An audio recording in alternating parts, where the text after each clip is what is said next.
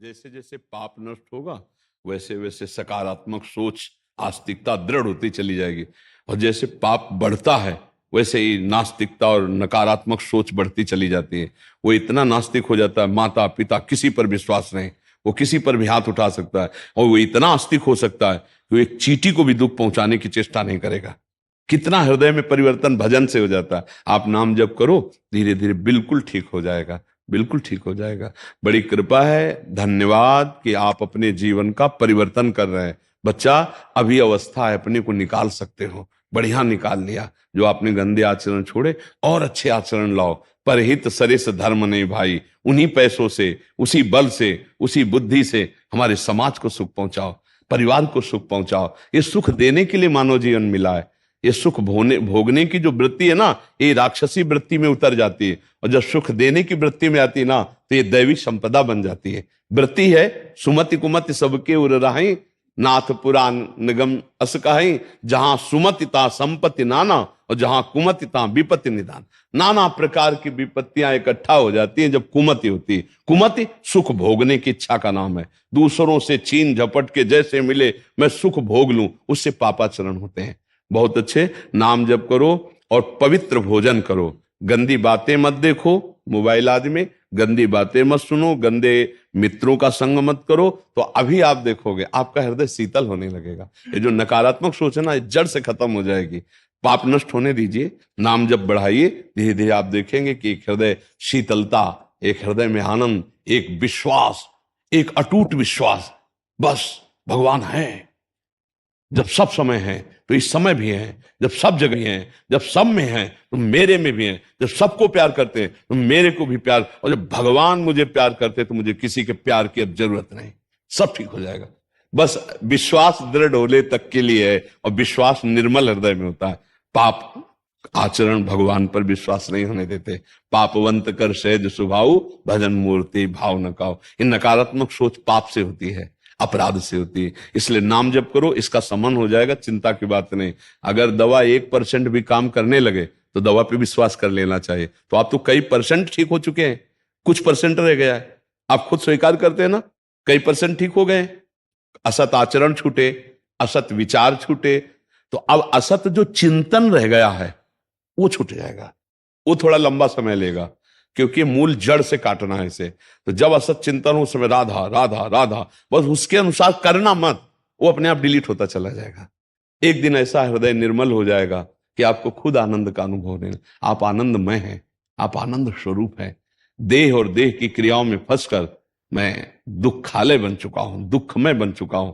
नहीं तो हमारा जो चेतन अमल सहज सुख राशि, मेरा स्वरूप ही सुखमय है। मुझे और कहीं से सुख की प्राप्ति नहीं, सहज सुख राशि मेरा स्वरूप ही सुखमय है। आत्मस्वरूप ब्रह्मानंद हमारे स्वरूप से झलकता रहता है।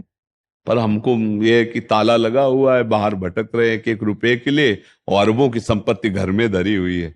घर में अरबों की संपत्ति, आनंद का समुद्र है तू। आनंद की ओस के कणों के चाटने से प्यास नहीं बुझने वाली। विषय आनंद से आज तक किसी की प्यास नहीं बुझी। अब थोड़ा वो आगे की बातें, पहले नाम जप करो तब समझ जाओगे आपका स्वरूप ही आनंदमय है। मनदीप सिंह जी, मैं एक सिख परिवार से आता हूँ, लेकिन कह रहे कि मैंने सब धार्मिक मंदिरों का दौरा किया, सब प्रार्थनाएं करने का प्रयास करता हूं, बट आंतरिक शांति नहीं मिल पा रही। मैं 5 बुनियादी पंच विकार पर काबू पाना चाहता हूं। राधा रानी के आशीर्वाद से अपने मन और आत्मा को शुद्ध रखना चाहता हूं, क्योंकि क्रोध और अहंकार मेरी सबसे बड़ी कमजोरी है।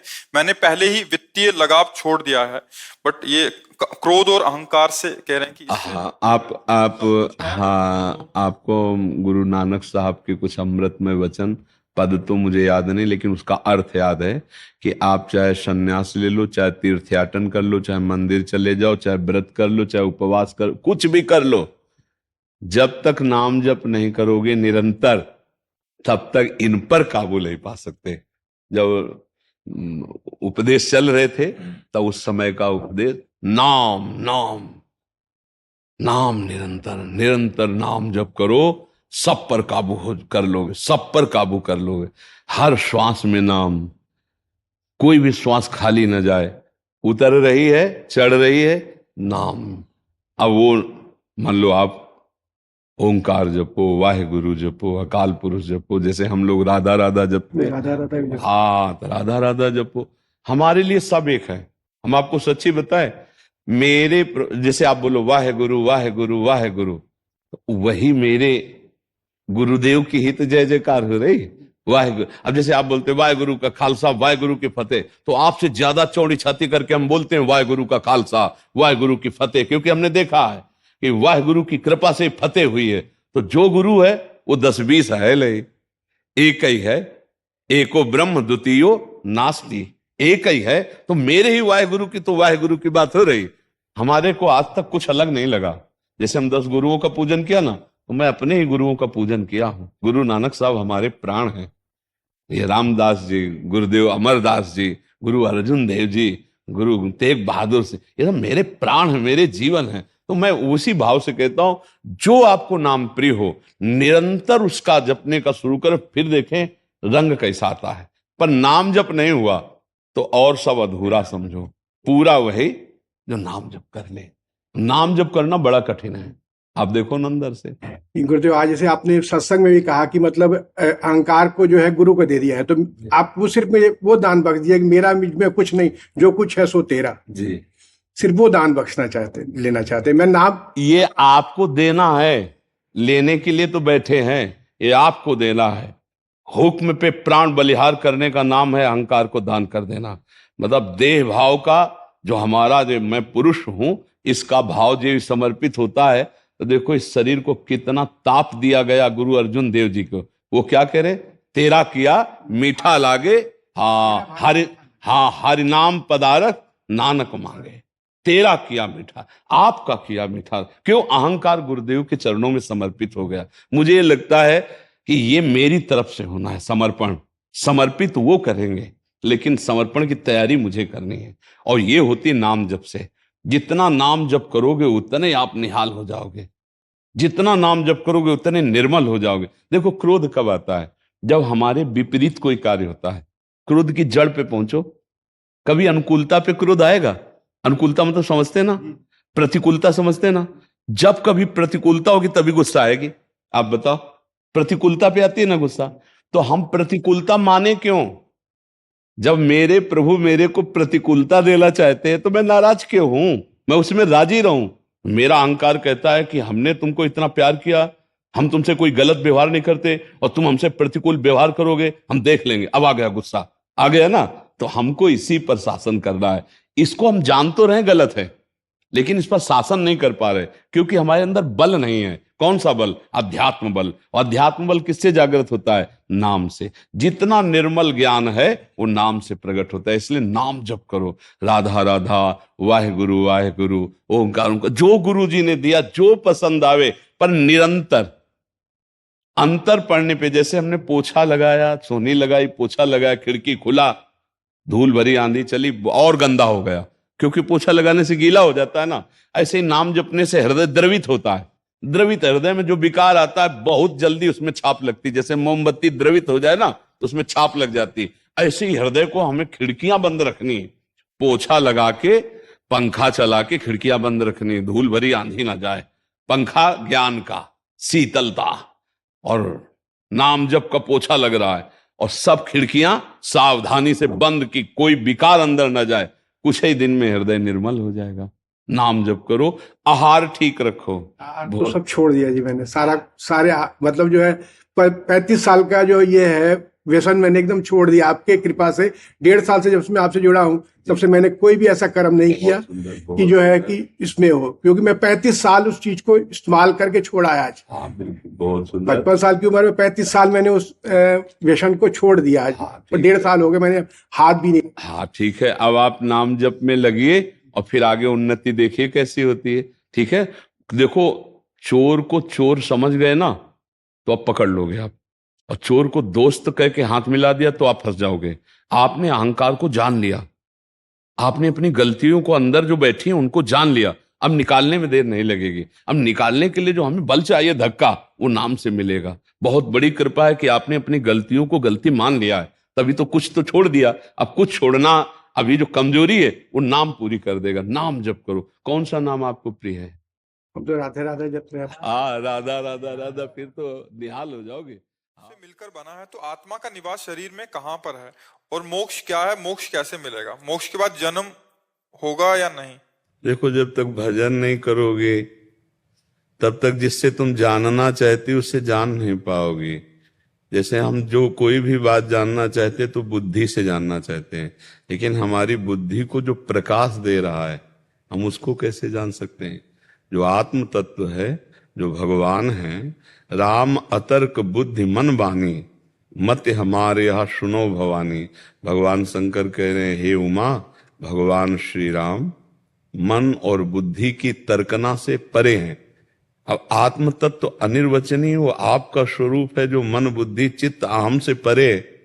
अब उसको वाणी के द्वारा थोड़ी बताया जा सकता है। और वो कहाँ निवास करता है? पूरे शरीर को चीर डालो, कहीं आपको नहीं मिलेगा। देखो, किसका प्रश्न है? देखो, मन को आप जानते हैं ना कि मन है, लेकिन आज तक कोई अल्ट्रासाउंड, सिटी स्कैन, एक्सरा कोई पकड़ पाया मन को? तो आप इसी शरीर को चीर के देख लो, कहीं मन नहीं मिलेगा। फिर वो तो अंतःकरण को भी जो प्रकाशित करता है वो आत्म तत्व से। आज तक कोई वैज्ञानिक देख पाया क्या कि शरीर में कहाँ आत्मा है?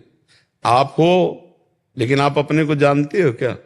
शरीर को भले शीशा देख के कह दो कि हम जानते हैं ये इतना ऐसा है ऐसा है, लेकिन आप अपने को नहीं जानती हैं। तो अब आत्म तत्व कहाँ रहता है? वो सर्वत्र है। कोई कण ऐसा नहीं जहां वो ना हो, सर्वत्र है। अब उसके लिए भजन करोगी तब उसको, अब वो वाणी का विषय नहीं तो उसको कैसे बताया जा सके? वाणी का विषय केवल स्थूल होता है, बहुत सूक्ष्म को इशारे से दर्शाया जाता है, लेकिन जो स्थूल सूक्ष्म और कारण तीनों को प्रकाशित करता है उसको कैसे ये जान सकते हैं? मन बुद्धि, उसको तो जान नहीं सकते। हाँ, मन बुद्धि में वो कृपा करे तो स्फुरित हो जाए। इसीलिए नाम जप करो, भगवान की लीला कथा सुनो, भगवान की सेवा करो, वो कृपा करे। तब गोस्वामी जी ने इसी बात को कहा, सोई जाने जेहि देहु जनाई, और जानत तुम्हें हो जाए। जिसे आप जना दो वही जान जाता है, जो जान जाता है वो आप ही हो जाता है, अर्थात वो भगवत स्वरूप हो जाता है। तो अब इसको तो वाणी से तो बताया नहीं जा सकता कि आत्मा कहाँ है और कैसी है, क्योंकि वो सर्वत्र है, कहाँ नहीं है, सर्वत्र है। वो सर्वत्र है। वो यहां, जो यहां है ना, वो सर्वत्र है। प्रहलाद जी ने जब कहा कि खंबे में भी है, तलवार में भी है, सब में है, तो कहा खंबे में भी, तेरा भगवान खंबे में। प्रहार घूंसे का जे करना चाह तो फाड़ के खंबा, नरसिंह रूप में प्रकट हो गए भगवान।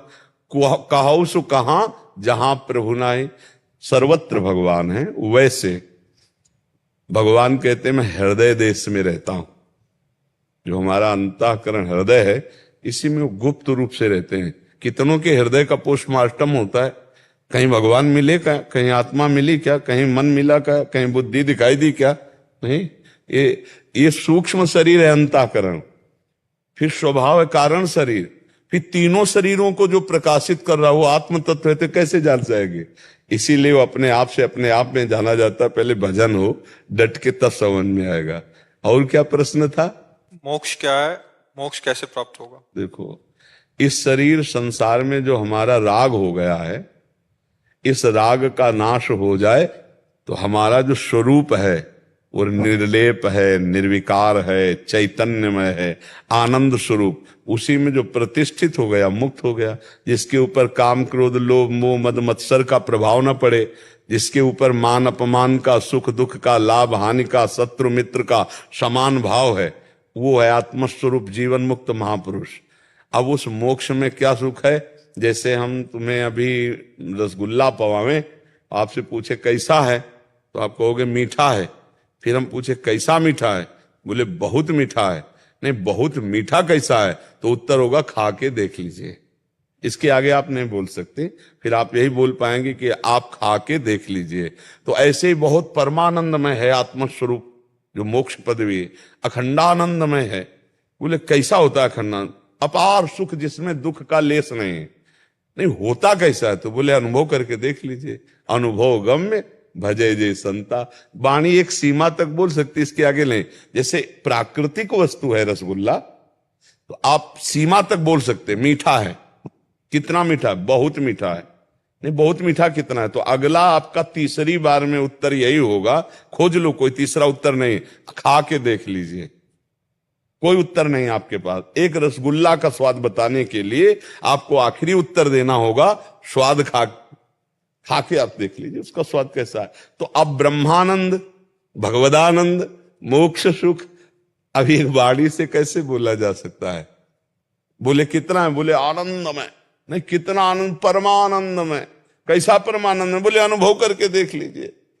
अनुभव गम्य भजय जय संता। तो खूब नाम जप करो, भगवान के आश्रित रहो, पर मोक्ष सुख का स्वरूप यही है, द्वंद्वातीत, मायातीत, किंचन मात्र कहीं कोई राग नहीं, परमात्म स्वरूप में स्थित, वो मोक्ष सुख का। अब वो मोक्ष सुख कैसा है? वो अनुभव से आएगा, भजन करो तब अनुभव से आएगा। अब मोक्ष सुख, सारे बंधन मिट गए, सोचो कितना आनंद होगा। जैसे कोई जेल से छूट जाए, आजीवन कारावास हो और जेल से छूट जाए, अब उसको कैसा सुख लगेगा? ऐसे हम जेल में हैं, काम, क्रोध, लोभ, मोह, मद मत्सर सब हमको जला रहे हैं रात दिन, अब इनसे मुक्त हो गए, अब इनका कोई प्रभाव नहीं। सोचो कितना आनंद। थोड़ी देर संसार का चिंतन छूटता है नींद में, तो जगने पर कितना आनंद मिलता है। अगर जागृत में संसार का चिंतन छूट जाए, नींद में क्यों? कोई क्रिया नहीं होती, ना भोजन की इच्छा, ना पानी की इच्छा, ना लघु शंका, ना सोच, नींद में कोई क्रिया नहीं होती, ना कोई संसार का चिंतन, ना सुखद ना दुखद। तो जब हम उठे तो एक आनंद। ऐसे जागृत अवस्था में हमारी स्थिति हो जाए समाधिस्थ, कि हम उठे बैठे चलते फिरते खाते पीते, लेकिन हमारा चिंतन भगवदाकार, संसार का चिंतन नहीं, तब समझ में आएगा कि भगवदानंद क्या है, मोक्ष सुख क्या है। पहले साधन में लगे। अब ये बातों से तो होने वाला नहीं, केवल प्रश्नों से समाधान होने वाला नहीं। जैसे आप प्राकृतिक वस्तु के आनंद का समाधान प्रश्नों से नहीं दे सकते, उसको खिलाना पड़ेगा, खाओ। अब वो भी जब बताएगा तो बस इतना ही बताएगा कि हाँ बहुत मीठा है, लेकिन उस मीठा में स्वाद कैसा लगा, तो तीसरे को जब प्रश्न आएगा तो उसको भी खाना पड़ेगा, तभी वो खा के ही अनुभव होगा। ऐसे ही भजन करके भगवदानंद का अनुभव होगा, ना कि प्रवचन करने से या ना प्रवचन सुनने से, वो भजन करने से अनुभव में आएगा। तो प्रवचन से आनंद का अनुभव नहीं हुआ, लेकिन प्रवचन उसी आनंद को देने वाला बना, क्योंकि आपके अंदर भूख जगाई, आपके अंदर इच्छा प्रकट की, अब आप उसकी खोज करो। तो ये भजन है पैसा। जितना नाम जप करोगे, भजन करोगे, उतने योग्यता आप में आते, उतने आत्मानंद को आप अनुभव कर लोगे, उतने ही आप भगवान को अरे खरीद लोगे भगवान को। सुमिर पवन सुत पावन नामू, अपने बस करी राखे रामू। भगवान को अधीन कर लिया भजनानंदियों ने। खूब भजन करो तभी ये स्वाद आएगा। अच्छा, बातों से तर्क वितर्क से समस्या का समाधान नहीं है, भजन करने से। भजन करने से ही ये अनुभव में आएगा।